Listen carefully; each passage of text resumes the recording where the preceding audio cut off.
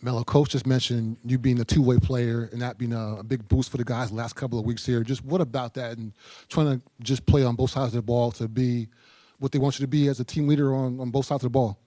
Really just trying to lock in and do whatever it takes to win, pretty much.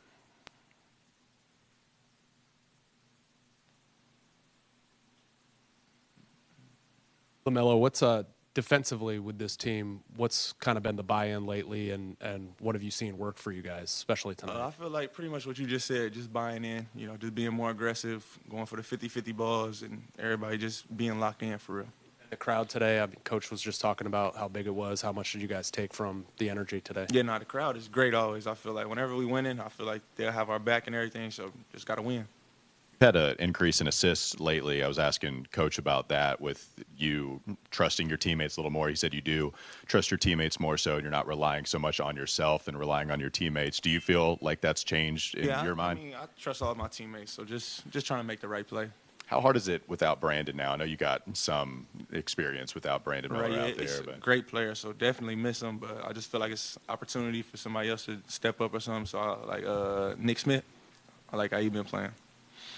What do you think about that and how Nick Smith has been playing? Because he's just come in right away. I think Nick Smith is a nice talent for sure. He can definitely get to it, create a shot and everything. So I think he's a great guard. When you look at this game, I was talking to Coach and said this one seemed like it was about adjustments. What you guys wanted to do early might have changed because of Mark's situation. How did you guys make those adjustments? We just stayed with it. I mean, we switched the defense up a little. Everybody just locked in, like I said, and just played as hard as you could. Right now, you're the top vote getter in the Eastern Conference for guards in the All-Star game. What would it mean for you if you're able to make the game? Not only that, but just also be a starter in the All-Star game. I feel like I think I got that question before. I said I feel like it's good for like my family and stuff, like my moms and pops and stuff. I feel like they can look at that and just take it for their life. You know what I'm saying? Be proud. Shit, I am too, but it's cool. LaMelo, Coach was just telling us about the quote of the day yesterday, tough times don't last, but tough people do. How have you seen that ring true for this group?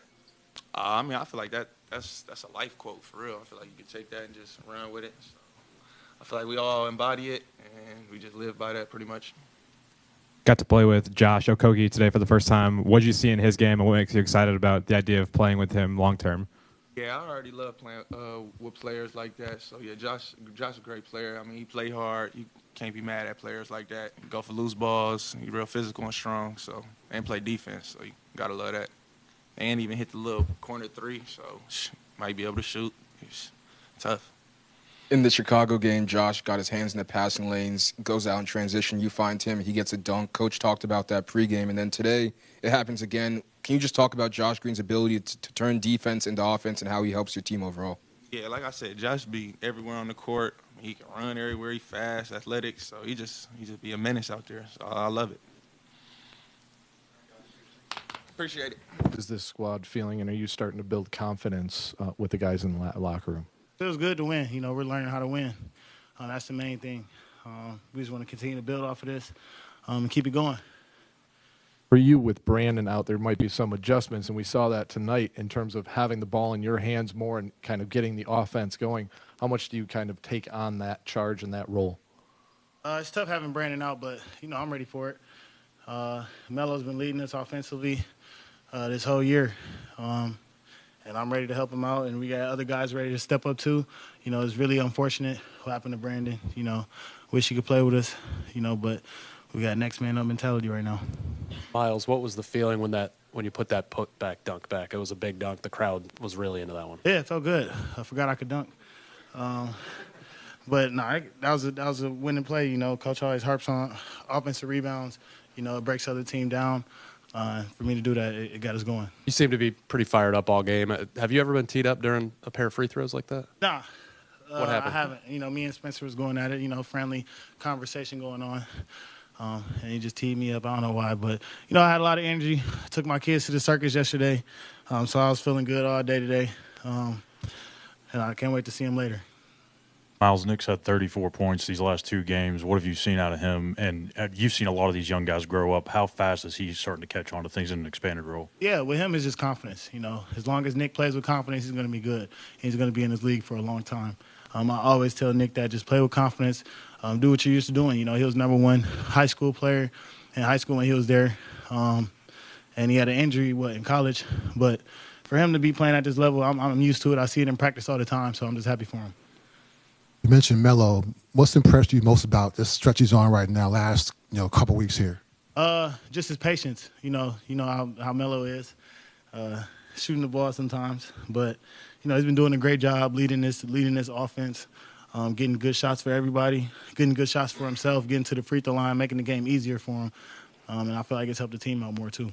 And you talked about him being a two-way player yourself a lot previously about you want him to be a two-way player. He wants to be a two-way player. What do you see from him so far? Because Coach mentioned that a little bit earlier, so did Melo talking about being a two-way player. He's definitely stepped up defensively, just wanting to play defense. Was Melo's mindset this whole year. So as long as he continues to want to play defense, he's going to be good at it. He's 6'7", long, but he's good. Miles, you just shared that the group is learning how to win. What are the consistencies that you found over this stretch, 3 straight, 4 out of the last 5, that you feel have attributed most to this winning stretch? Just doing the little things, offensive rebounding, talking on defense. Really just the little things, just communication. Charles Lee, he's won 2 rings already, so he knows what it takes to win. So we just got to be coachable and listen to him. You've seen an uptick in scoring and efficiency now that the team is a little more healthy with Melo coming back and Mark coming back. What's it like for you to play with those guys, and how does playing with them open up your game a little bit? We're just getting in a rhythm, I know where Mark wants the ball to score. He could pretty much give Melo the ball anywhere for him to score.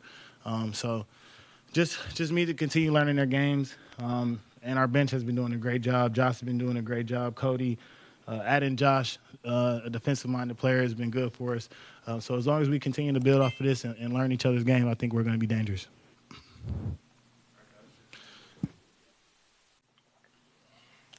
Coach, first off, congratulations. When we look at this game, I think 2 words kind of stand out: adjustment and fight. You guys, shots weren't falling early, adjust to go inside. Mark gets in foul trouble, make the adjustment. Can you just talk about the adjustments that you continue to make in this game and the fight that the guys showed to hang in there? Yeah, I'll start with props to the guys, because I agree with you. Like, the fight is there, the ability to have flexibility, everyone being ready for their moment and their opportunity. It was cool to see. Like you mentioned, Mark gets into early foul trouble. I thought it was a good learning experience for him to try to learn how to play in foul trouble, and unfortunately picked up a couple cheapies. And then I thought Musa, though, came in and responded and got us a couple offensive rebounds. And, we're able to switch up coverages at that point and switch a little bit more. And he did a really good job, I think, of guarding the ball. And then it's good to see, like, Josh come and enjoy the team. And I thought that he had a couple moments here and there that either helped us defensively or offensively. Miles, Nick Smith, and Melo, it was a great team effort. And at every moment, everyone had to kind of step up to the plate, and they did a really good job of responding. Coach, you've talked a lot about Miles and what he brings defensively. Offensively, it really seemed like today he was locked in and wanted to bring it with things. Can you just talk about the job that he did to stay on things and how confident you are in him having the ball in his hands and kind of running things? Yeah, I think we're just seeing him be more decisive, more forceful. There's a couple plays, obviously, where he's catching and he's shooting from 3. The ability sometimes to, Melo's run a couple pick and rolls, and Melo's either scored or he's hit the seam, and Mark get something going, but it's like, hey, how do we get the ball out of Melo's hand and let somebody else play make? And it feels really good to be able to go to Miles, who's a really dependable playmaker. I thought all of a sudden we go sideline pick and roll, guy goes under, or they switched it and they were kind of lazy and he bangs a 3. I think when he gets the switches, he's able to get himself downhill and play with force. And so I love the way that he's kind of just coming into form and not only playing defense, like you said, but giving us a lot of versatility offensively too. Charles Nix had 34 points these last 2 games. Since he's been in the starting lineup, he's looked more kind of confident, offensively at least. What did you see out of him tonight and really these last couple of games? Yeah, same old Nicky, making plays, and he is a dynamic offensive player, and you could just see he's earned everybody's trust, and he's done it. He's earned that trust because everyone sees how hard he works on a day-to-day basis. They see the talent in him. We all watched his Greensboro minutes and just saw how great of a job, obviously, he was doing there. I think he had a 33-point game.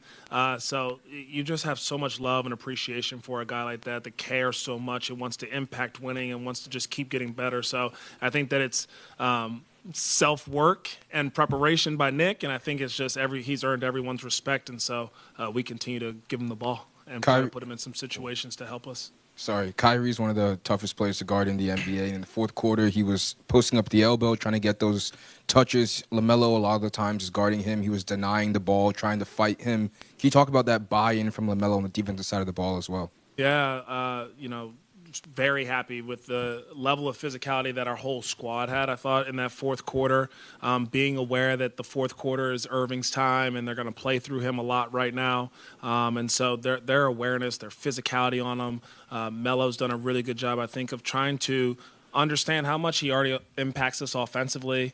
But if you want to win in this league, you have to be able to play both sides of the ball.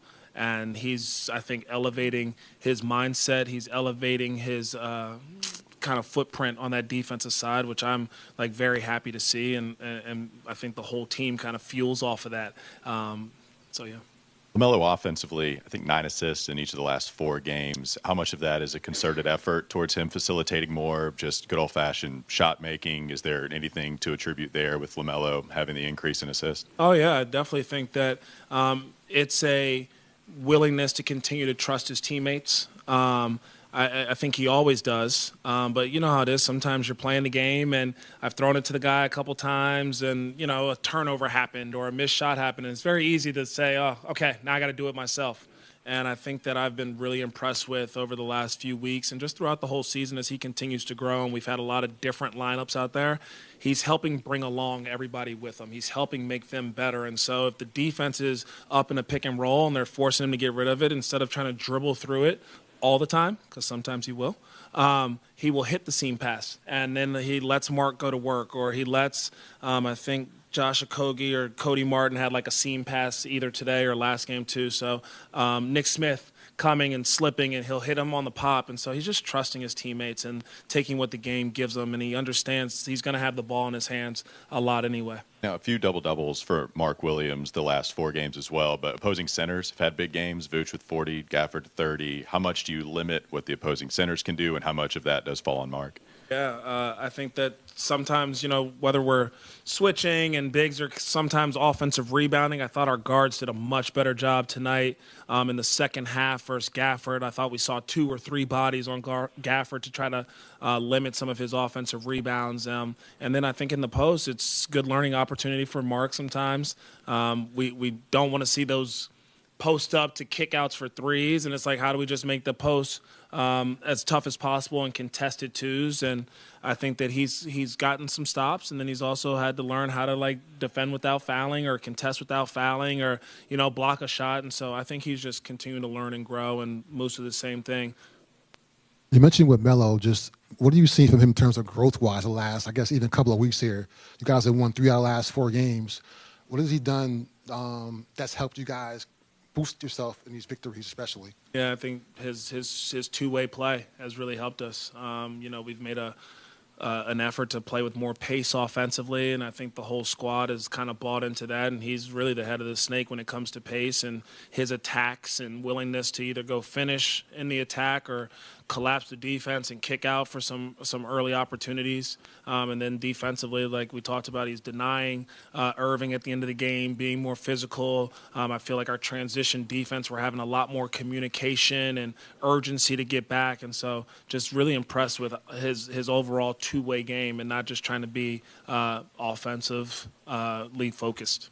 In the atmosphere today, I guess, out there with the crowd, can you explain as a coach just, I guess, the guys feed off of that a little bit, just the energy from the crowd? What about that tonight, if at all?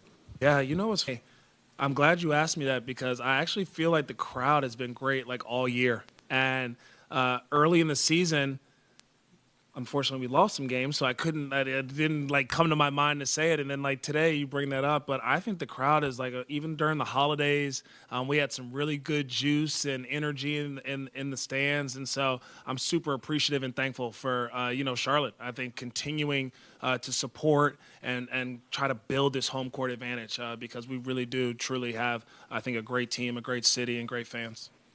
Had a rough December record-wise, just had a player get traded, have had a ton of injuries all year. Can you kind of speak to the resiliency of this group and how they're buying into your message your first year as a head coach, about 3.5 months in?